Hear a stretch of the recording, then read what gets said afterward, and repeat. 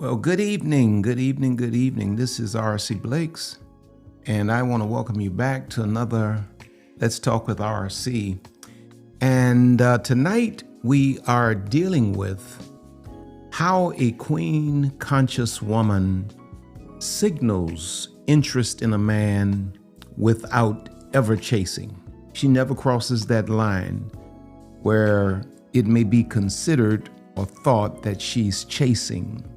She simply signals. And I want to give you, I guess, about 6 things that I have on my list tonight that play into how a queen conscious woman signals a man that she's interested. And a man that's halfway paying attention will only have to follow through. It's kind of like in basketball.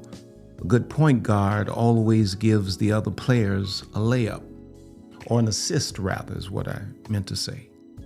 You know, just kind of put the ball where it needs to be for you to score. And all day long, queen conscious women are assisting, but they're never shooting their shot. They set the shooter up, but they never shoot their shot. And so I want you to invite some others to come in and to be a part of this conversation tonight. This is going to be absolutely fantastic. Now, before we get into this, I want to also say this. I'm kind of late on talking about this. This Tuesday night, I think it's for 7 o'clock, 7 p.m. Central Standard Time, we are having an informational call about our second international trip for this year. The latter part of the year, we're going to Dubai. Lisa and I are going to Dubai. We're going to Italy first, and then later in the year, we're going to Dubai. Those of you that may want to go with us to Dubai, you can scan that QR code that's on the screen and register for the informational Zoom on this Tuesday night. But now let's get into our conversation for tonight. How does a queen conscious woman signal without ever chasing? Now my notes are here and they're rather small. What I was thinking when I made them so small. But when you think about chasing,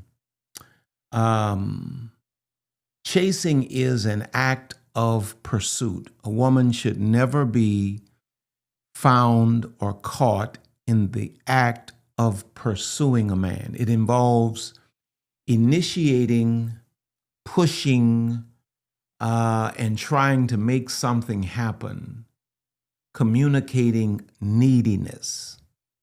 You don't ever want to be that woman, where you're communicating neediness. It lures when a woman is chasing, it lures a woman's perceived value. A man will never value a woman that chases. A high value, king conscious, husband level mindset man will never appreciate a woman that chases. And when a woman chases, it attracts men who prefer to be passive or who exploit the woman's forwardness. It attracts feminine men that either want to use you for, whatever they may need, or men that just don't want to assume the masculine role of leader, provider. So they love a woman that's a high earner and a chaser. And so this is fact. Now, what is signaling? Because most of the women that you will see today are chasers. And the Bible said that the day would come when, multiple women would chase one man and say to him, "We don't need anything from you. Just let us have your name." The Bible actually says that. Now, what is signaling? Chasing versus signaling. Signaling is an act of invitation. It is the graceful act of making your interest and availability known so that a discerning man can recognize the opportunity and choose to step forward into his natural role as the pursuer. It is receptive, not initiating. It says the door is open for you to prove yourself. Does not say, I am running after you. I witnessed something in one of the churches, one of our churches, one of the New Home churches recently, where, a queen conscious woman was so smooth with it, so smooth with it. I was having a conversation with a gentleman and with the lady. They know one another, right? And the gentleman said XYZ, and the lady responded and said, the gentleman said of himself, my present status is XYZ, and this is where I'm at. This is what I'm doing. He was talking to me, and we were in a three-way conversation. And she said, I've been praying for a man that is an XYZ. And he started smiling, and she started smiling, and I backed away because I don't know. I'm hoping and praying because there's two people that, I've been praying for, each of them to find the one. And I backed away, and they were both smiling and talking. And I could tell that she, in the flow of a normal conversation, she signaled, and he responded. He lit up like a Christmas tree, and the conversation started from there. I don't know the outcome because I haven't talked to either one of them, but y'all know I'm too nosy not to find out. But let me give you, before we get into our 6 points for tonight, let me give you common chasing behaviors. Common chasing behaviors. And women don't recognize it as chasing because, again, my purpose, one of my reasons for existing is to bring fatherhood to a generation of fatherless women. It doesn't mean that you didn't have fathers or that they were absent. They just didn't teach you. And in some cases, they were absent. And so women have not had the benefit of masculine insight. And so one of my roles is to give you the kind of masculine insight to help you manage and maneuver in a male-dominated society.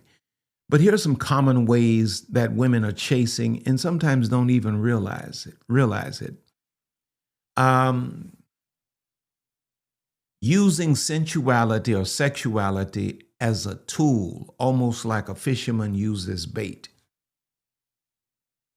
In other words, you're over-relying on physical allure to capture attention. But attention does not necessarily equate to intention. Just because you capture a man's attention with your beautiful figure and your fine, beautiful self, and he has some kind of sexual interest in you, attention does not equate to intention. We're not seeking attention. We're seeking intention. This attracts men who seek an object, not a partner. And this strategy here confuses the basis of his interest. He's confused because you're leading with the sexual sensual. And so because you started there, he's not able to see your soul, your intellect, or anything else. So he's confused. He doesn't even really know who you are because you're leading with, the surface, the superficial. You're confused because you think that because a man thinks you fine and wants to sleep with you, that it means, he wants to bring you home to mama. Just because a man wants to spend the rest of the night with you does not mean he wants to spend the rest of his life with you. So using your sensuality and your sexuality as a tool, thinking that, letter B, just direct verbal confession. I want you. Just straight up, I want you. I want you. We can do this the easy way or the hard way. But I want you. Bruh, sis, no. Wrong approach, because any man with a good brain is going to run from a woman that utilizes the direct verbal confession. Declaring feelings prematurely places a man in a passive, evaluative position. It reverses the energetic dynamic. You've assumed the masculine role, pushing him into the feminine. This is why women who come with the direct approach always end up with feminine men. It's because masculine men are going to always reject masculine energy. A real man does not want to be in close quarters or in proximity to masculine energy. A masculine man does not want to be in proximity to masculine energy. So when a man finds a woman doing his job in terms of pursuing, it's a turnoff. Letter C. Okay, here's a tricky one, because this plays out a lot in church circles. It's where you fake like, you act like you're disinterested because somebody told you wrong and told you that a good Christian woman doesn't smile, doesn't respond to compliments, doesn't even want a man to say hello. Just a man saying hello means he's flirting. Now, the whole while you're praying for a husband and nobody ever even taught you how to say hello. So you walking around acting like you don't have any interest in any man because somebody told you that's the Christian way a woman is supposed to carry herself, hiding behind a facade of coldness or excessive piety, holiness. This is not a signal. It is a wall. It is a wall with no gate. Nobody can come in and you can't come out. A high value, king conscious, husband minded man will interpret this behavior as a lack of interest and respectfully withdraw every time. This is how we have so many beautiful, educated Christian women who say, I can't seem to attract a husband. Well, there are a lot of them that are attracted to you, but somebody told you to always behave like you're disinterested, carry a scowl on your face, and when a man says hello, he's flirting, so don't even respond to that.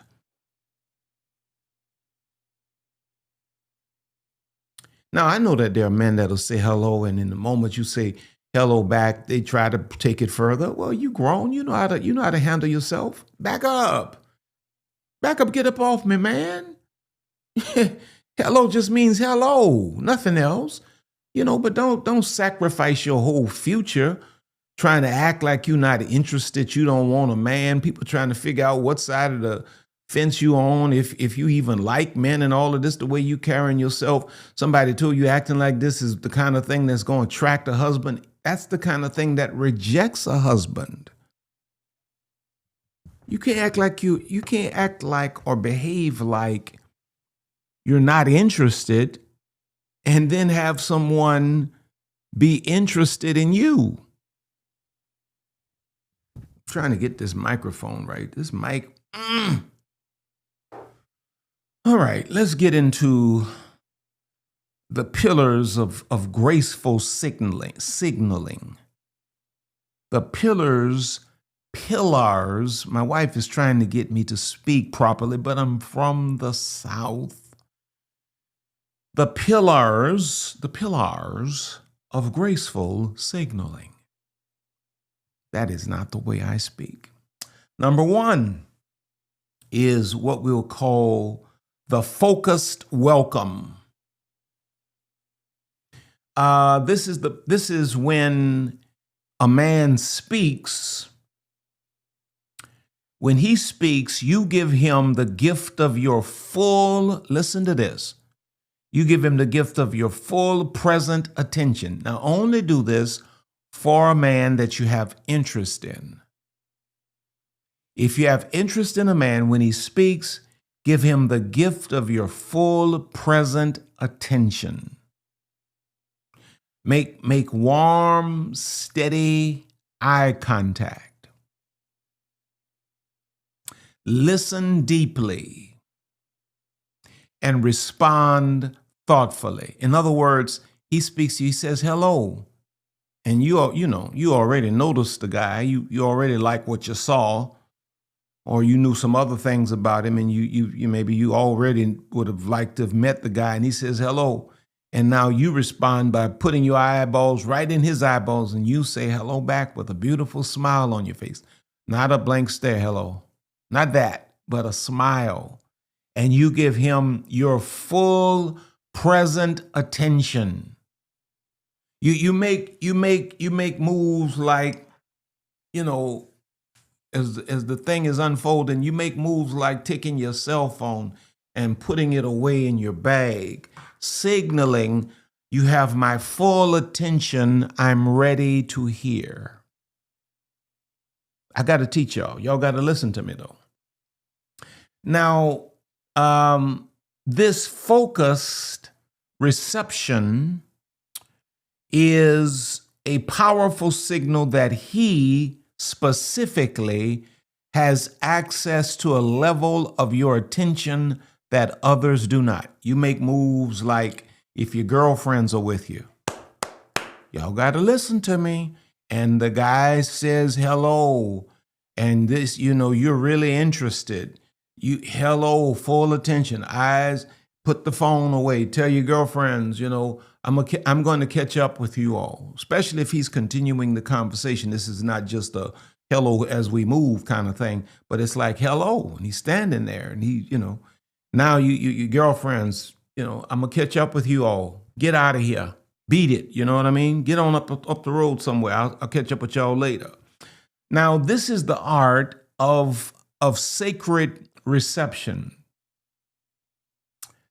In a distracted world, the deliberate act of making a man feel truly heard and seen, not just looked at or viewed as an opportunity, is a profound signal of value. Maya Angelou said, I've learned that the greatest gift you can give someone is your attention.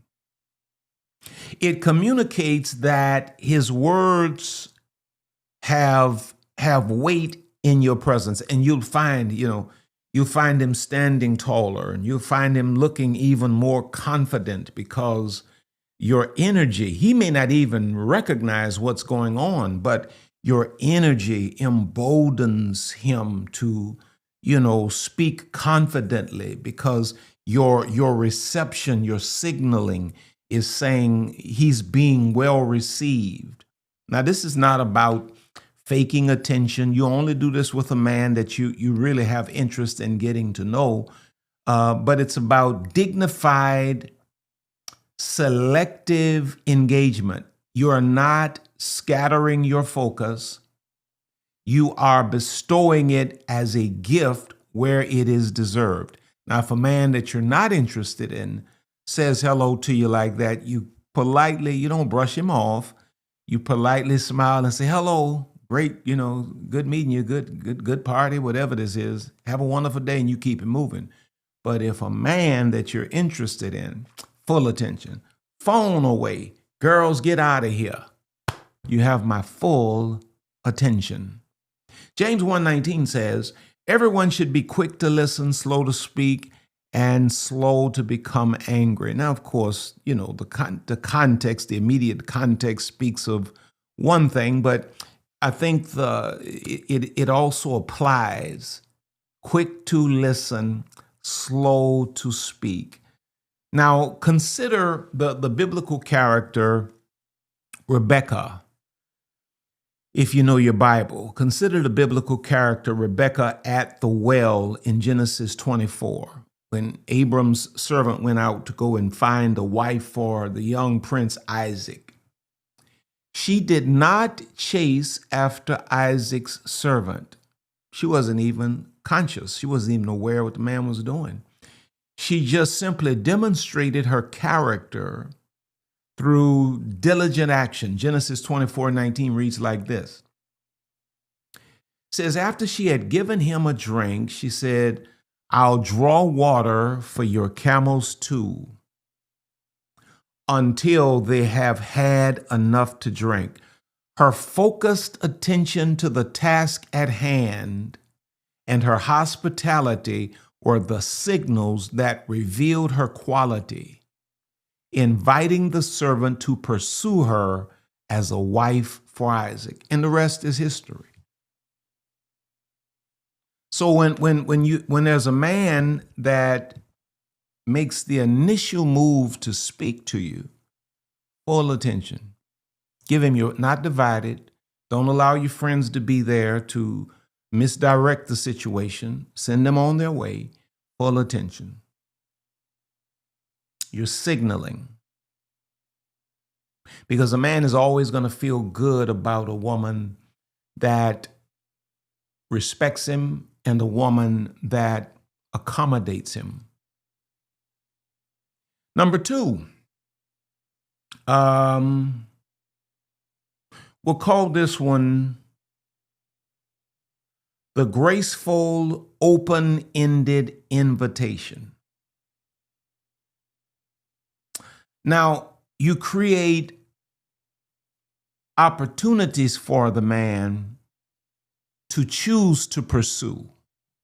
Like the scenario I just gave you, the real life scenario I just gave you. Well, what did this lady do? Within a safe context, she created a scenario that gave him an opportunity to pursue. Now, I hope he followed through on that. I'm gonna check with him when I get back to that church.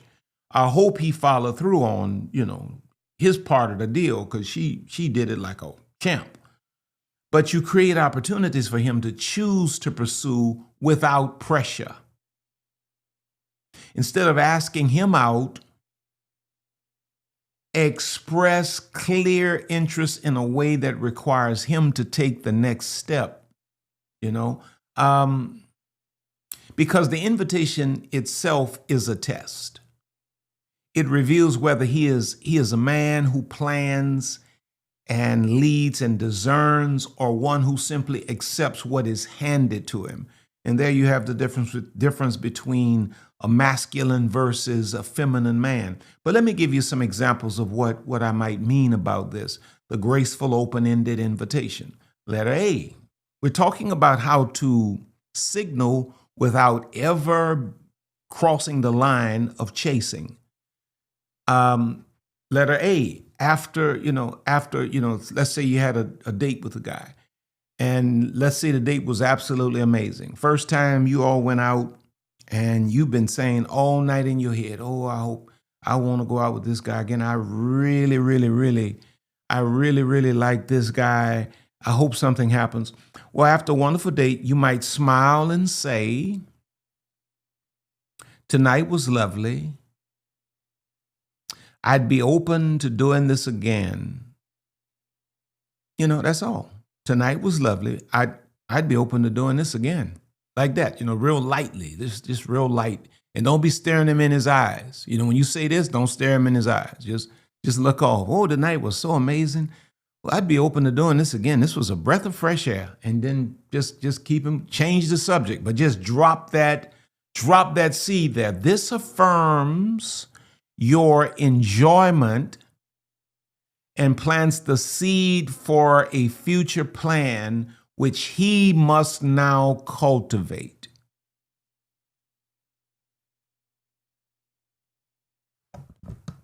This mic is getting on my nerves. I know y'all trying to figure out what's going on. It's a personal thing between me and this microphone. Letter B. If discussing a shared interest with the guy you're interested in, you could note, I've always wanted to try that new exhibit, just as an example. It sounds like something you and I both would enjoy based on our conversations. You see how light that is? You see how light that is? Man, you love art. I've always wanted to go and check out that exhibit. It really sounds like something you and I both would enjoy based on our interest in our conversations. This clearly signals your interest in an activity with him. You're saying it without saying it, while leaving the when and the formal invitation to his initiative. That's the masculine responsibility.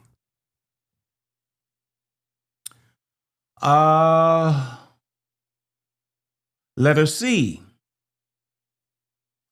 When he mentions a favorite restaurant or activity, you respond with something like this.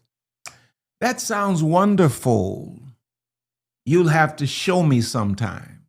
Or, he's talking about, oh man, this sushi place or this steak place or this Italian joint, oh, it's so amazing. And then you say, that sounds wonderful. You'll have to show me sometime. Now, this is a classic and effective invitation. It complements his taste, expresses a desire to share the experience with him, and uses the future-oriented sometime that places the responsibility of making it happen squarely on his masculine shoulders. Now, the core principle is the open door. It places the ball gracefully in his court to propose a specific plan. Now, the point is about setting the stage for pursuit, not writing the script. An open-ended invitation establishes an expectation of his leadership and creativity. It says, I'm interested and available to be impressed by your initiative. Now, if you're a leader, lead.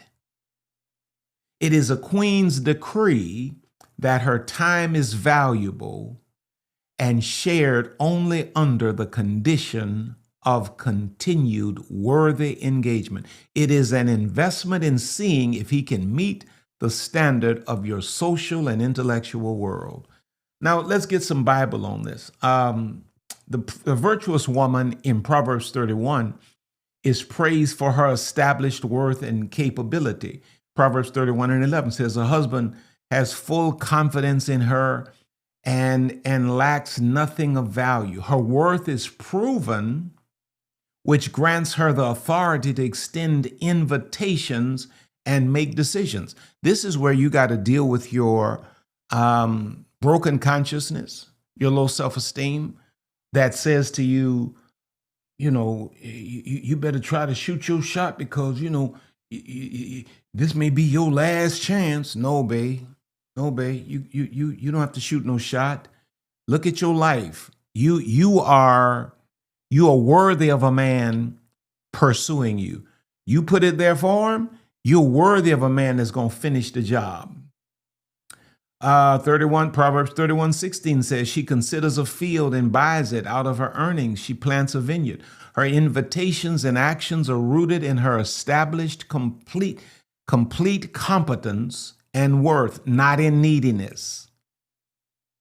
She creates the space for good things to come to her because she has built a life worthy of them. So number 3, I call this the authentic, light request for assistance. When I was a kid growing up watching black and white movies, the woman, the classical woman would simply drop her handkerchief. Nobody knows what a hanky is anymore.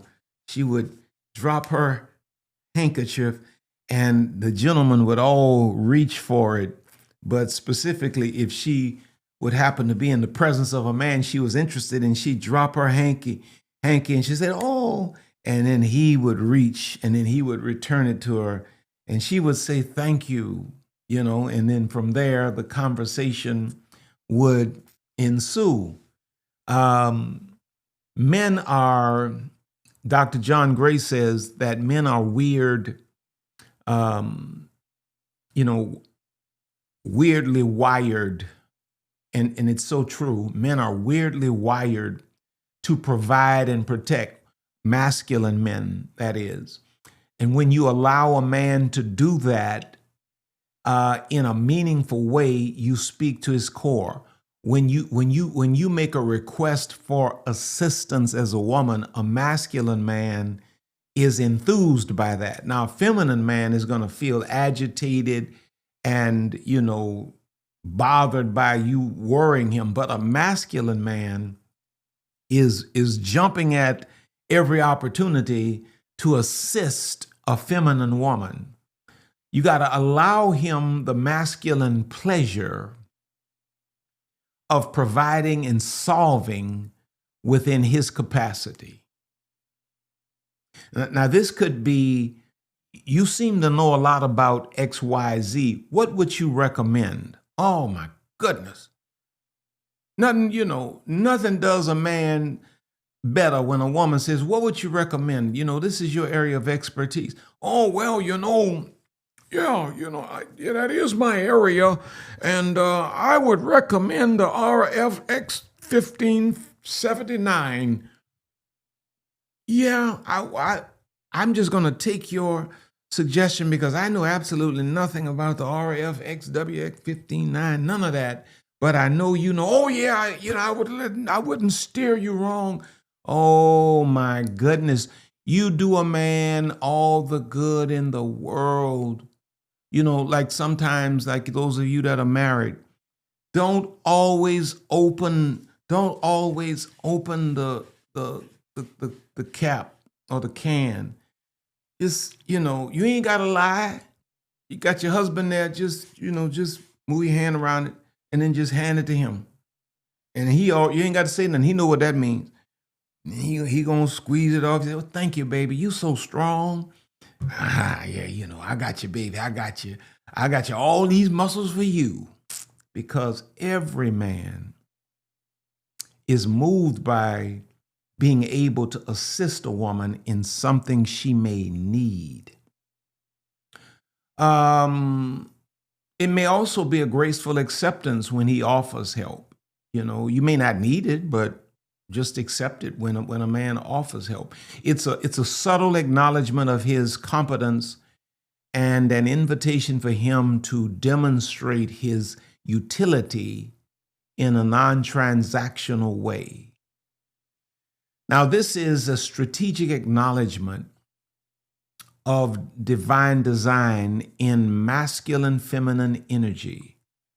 It is not about faking helplessness, but about creating a space for his competence to shine in service to the connection.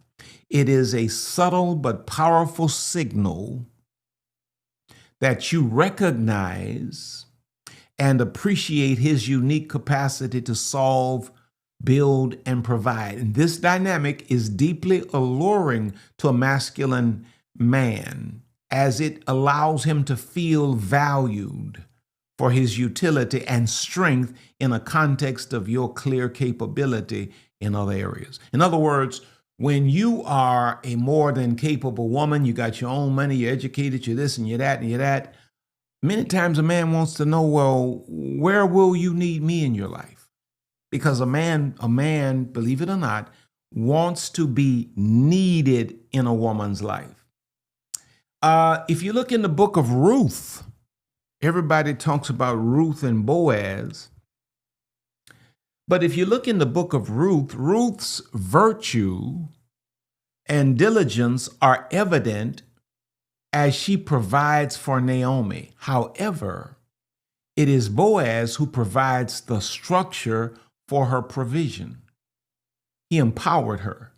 Look in Ruth chapter 2, verses 8 through 9. It says, "So Boaz said to Ruth, 'My daughter, listen to me. Don't go and glean in another field, and don't go away from here. Stay here.'" And when he says, "Don't go away from here," he's talking about staying in his field to glean. Don't go away from here. Stay here with the women who work for me. Watch the field where the men are harvesting and follow along after the women. I have told the men not to lay a hand on you. And whenever you are thirsty, go and get a drink from the water jars the men have filled." He made provision. He was able to provide a need for her. Now, Ruth's willingness to work within, watch this, the protective framework he offered was the signal that allowed his providence to flow. He created the structure, and she simply worked within the parameters. And then in Ruth 2 and 7 says, she said, "Please let me glean and gather among the sheaves behind the harvesters." She did not demand. She simply positioned herself faithfully and made a respectful request, and he responded as a covering. Whew, that was a lot. I hope y'all got it. Now, number 4, I call this the appreciative acknowledgement. When a man does something well or noteworthy, you should, things like he demonstrates a skill, shares an insight, shows good character. You should offer a sincere, specific compliment. The appreciative acknowledgement. That was, in other words, that was very insightful on your part. Ooh, that was an amazing point you made in class today. That was an amazing point you made in the meeting today. Or I admire how you handle,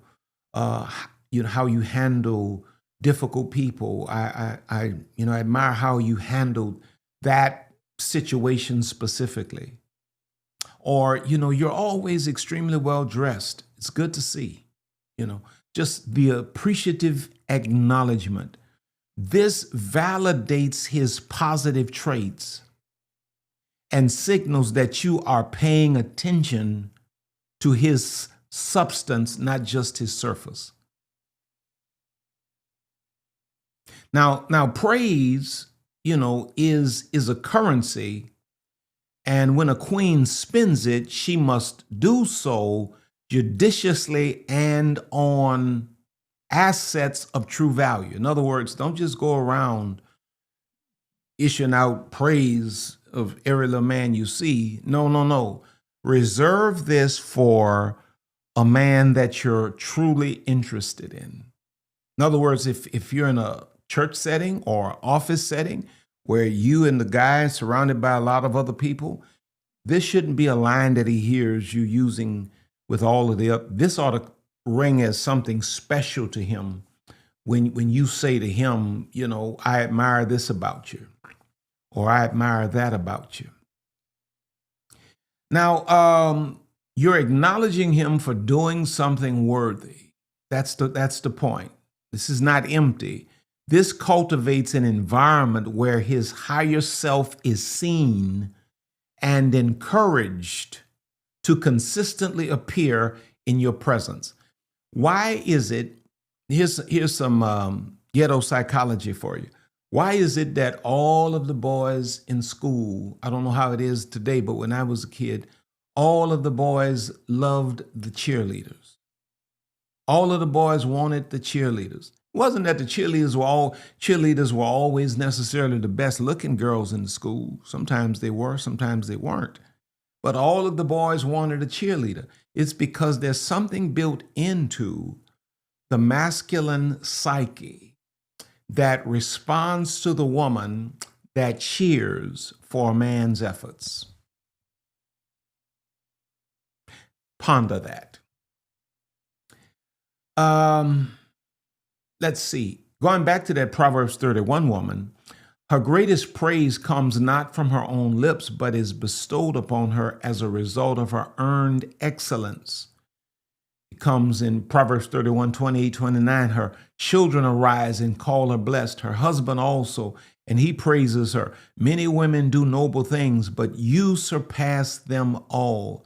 When you learn to acknowledge, when you learn to appreciate and acknowledge others, it will return to you as praise and acceptance and esteem in ways that will blow your mind. Number 5, my time is gone.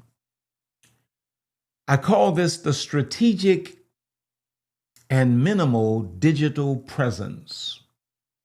Talking about social media here. In the digital space, signaling is about responsive engagement, not initiation. Reply, in other words, you don't go into a man's DMs initiating anything. Yeah, I saw you, you what I want, you what I like. I'm gonna get you whether you like it or not. We're gonna do this the easy way or the hard way, because you gonna love me. No, that ain't the route. The police will be at your house in 15 minutes. Let me read it again. In the digital space, this era that we're in, social media, signaling is about responsive engagement, not initiation. Reply to his messages with warmth and substance, but let him be the primary driver of the conversation or the conversational flow. Occasionally, like if a man makes a post on Facebook that you really, you're interested in this guy, and he makes a significant statement that piques your interest. Well, don't just like it, but put some words up under it. I love the way your mind works. This way of thinking is most unique, and clearly a breath of fresh air in today's culture and society where XYZ is turned into ABC and da da da da. And just don't write a whole book, but just write enough that he knows you really paid attention and you're really feeling what he had to say. Occasionally, you may share something that resonates with a past discussion. Like if y'all talked about politics last month, and now you have something interesting you want to add. Well, now you can go into his DMs because you all already have a digital relationship, so to speak. Now you can go into his DMs and say, hello, John. This is Susie here. Based on our last conversation about politics in America, I thought you'd be interested in this. Here's an article. Here are my thoughts. And now what are you doing? You are respectfully signaling, but not chasing. Now he has an opportunity to respond. If he doesn't, you move on. No sweat off your back. You have not sacrificed your virtue on the altar of desperation. This approach maintains a thread of connection and shows he is on your mind without chasing. Because a man sees that, he says, oh man, she thinking about me. She feeling me. She feeling me. In the digital age, scarcity signals value. A queen's digital communication should be an echo of her real world grace, present warm, present, warm, but never, desperate. Present, warm, engaging, but never in pursuit. Your digital impression should mirror your real world persona. You're present, you're warm, you're approachable, but you're not desperate and you're not chasing. Right? Okay, number 6. And finally, number 6 and finally is what I call, now I almost didn't put this one on here, but I decided to put it on here. I call this the clarifying inquiry of intent, the sovereign audit. This is the exception that proves the rule. A moment where directness is not chasing, but a queen's rightful audit of an investment. Now, this is where I put this one in here because this fits into a scenario where you've been dating a guy and you all have been dating for weeks or months. And, it just seems like he's a professional dater. It looks like he's not trying to get out of the dater energy. So here, what I call the clarifying inquiry of intent is what a queen should exercise, which is also a part of signaling your worth, your value, your understanding of that worth and value, and signaling what you will and will not tolerate. It is used only after sustained positive signaling on your part has been met with consistent but yet ambiguous engagement. He's been consistent but not clear in terms of where is this headed, and we're moving into this place where we're eating up a lot of time here, and I don't have any clarity on where this is going. Now, in a calm, private moment, state your reality without ultimatums or emotional charge. It is an information-seeking maneuver to protect your time, energy, and heart.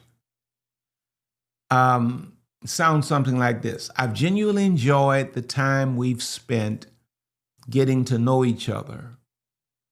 I value connection with clear intention. This is how you're talking to this guy.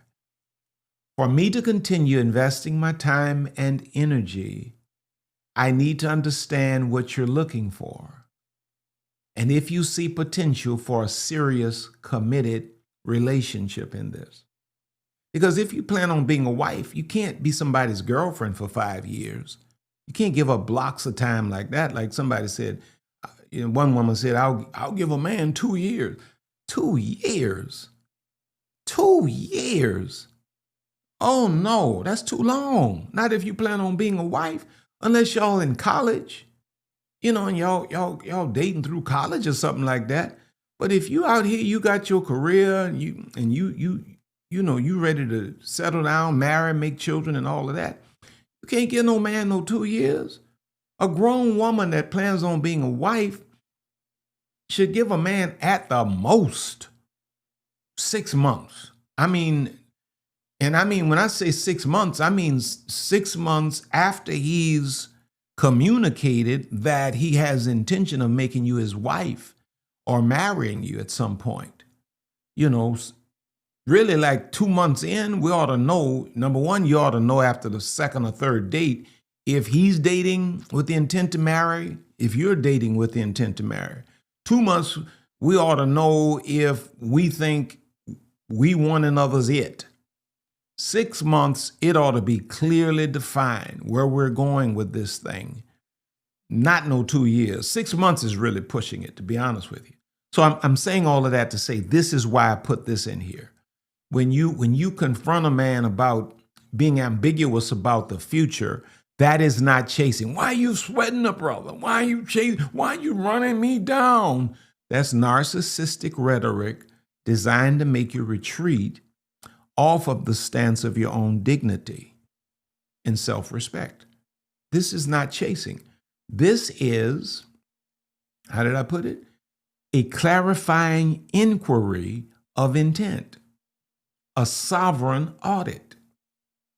This is the ultimate filter and a final boundary of discernment.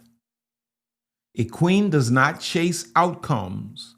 She audits alignments. So this speech is a sovereign act of stewardship over your most precious resources, your time, heart, and purpose. It separates the purposeful man from the passive one.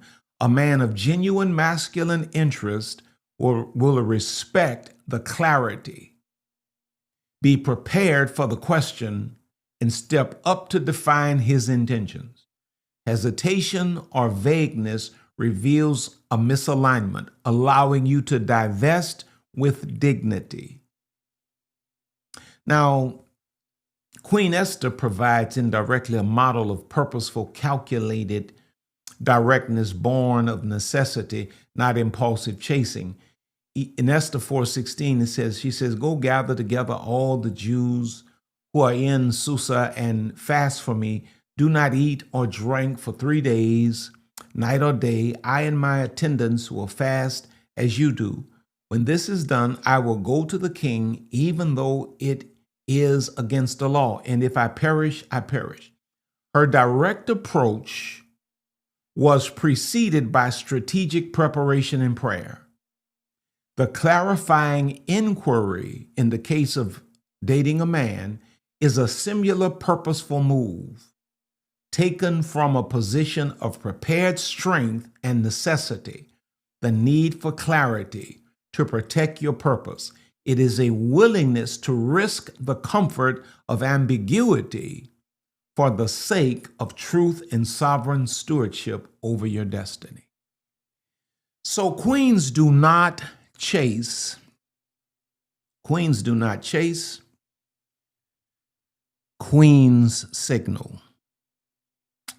I hope you got something out of this because I worked hard on this one. I hope you got something out of this. May I pray for you before I let you go?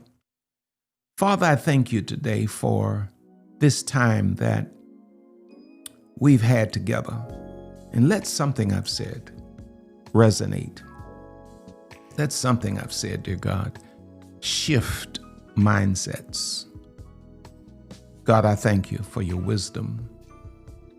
And now I speak over the lives of every person under the sound of my voice. Supernatural wisdom.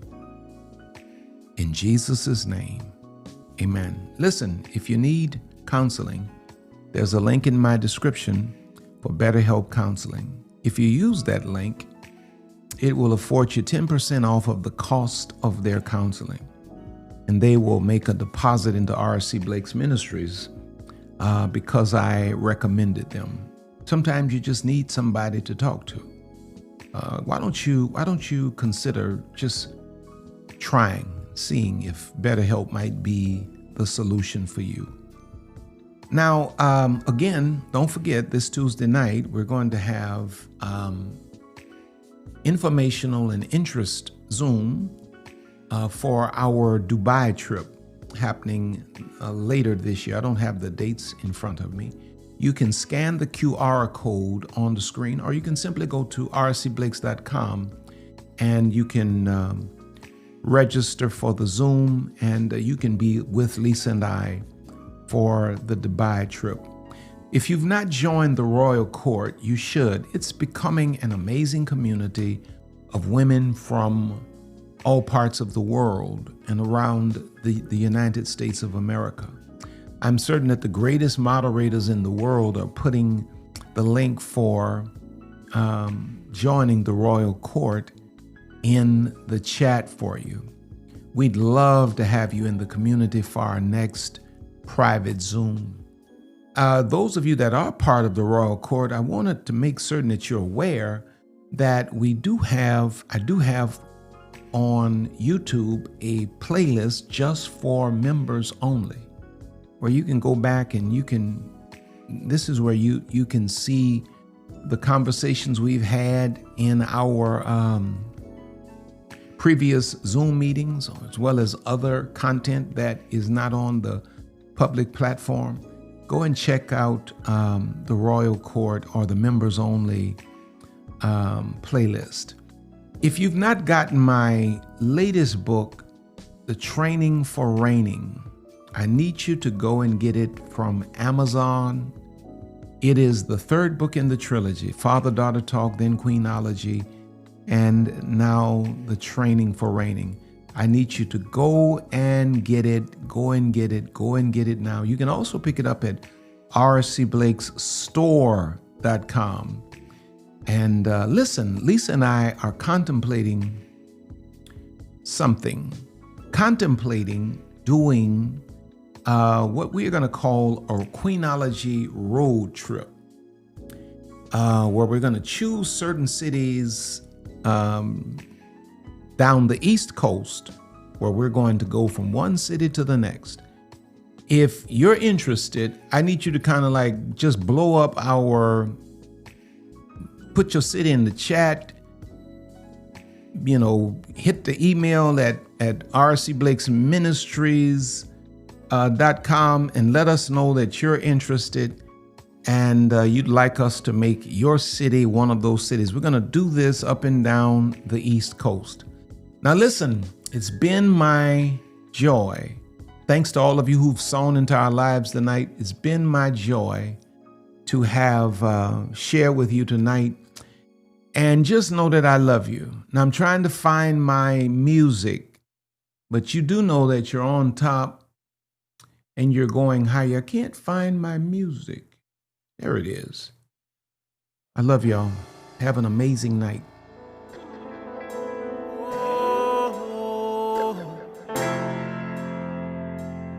My queen, my queen. Oh, she.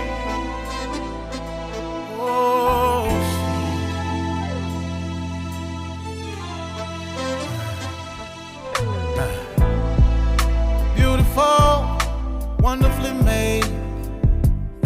She's heaven's angel. So strong, even in struggle, yeah. When life comes like a storm from every angle, she rises above it all, the backbone of every home. Nothing compares to all she do. The true meaning of every family. She's the glue. Where would we be without you? You brought us Martin, Malcolm, and Obama, yeah, and Jesus too. Oh, she's sophisticated, strong, simply amazing, humble, honest, and helpful, educated, ebony, eccentric, empowering. She's a queen, she's a queen. You better treat her like a queen.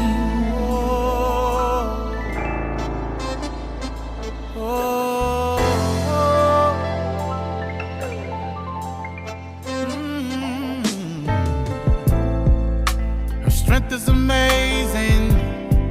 Life inside, 9 months she's carrying. Back to work, cause the family she's carrying. Society don't give her just due, but she prevails and stands tall. A champion,